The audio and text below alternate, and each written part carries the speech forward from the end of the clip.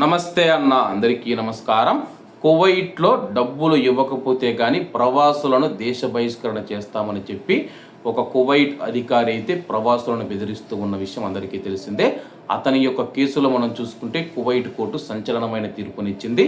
వివరాల్లోకి వెళితే, కువైట్లో డబ్బు ఇస్తేనే ప్రవాసులను కువైట్లో ఉండేందుకు అనుమతిస్తాను, లేకపోతే దేశ బహిష్కరణ చేస్తామని చెప్పి కువైట్లో ఒక సైనిక అధికారి ప్రవాసులను అయితే బెదిరించేవాడనమాట. ప్రస్తుతం ఈ కేసు అబు ఫుతైరాల ప్రాంతంలో అధికారులు నిర్వహించిన ఒక ఆపరేషన్కు సంబంధించిందని చెప్పేసి ప్రవాసుల పైన కల్పిత ఆరోపణలు చేయడంలో ప్రమేయం ఉన్నట్లు తేలడంతో క్యాపిటల్ గవర్నరేట్లోని ఒక పోలీస్ స్టేషన్లో పనిచేస్తూ ఉన్న ఒక అధికారిని పోలీసులు అరెస్టు చేశారు.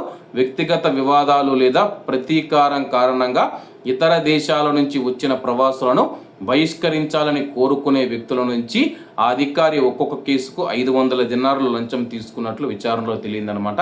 ప్రస్తుతం ఇండియా వాళ్ళే కువైట్లో ఉన్నారు కాబట్టి, అలాగే ఒక ఇండియా అతను మరొక ఇండియా అతని పైన ప్రతీకారం తీర్చుకోవడానికి ఈ యొక్క కువైట్ పోలీస్ అధికారిని అయితే ఉపయోగించుకునేవాడు అనమాట.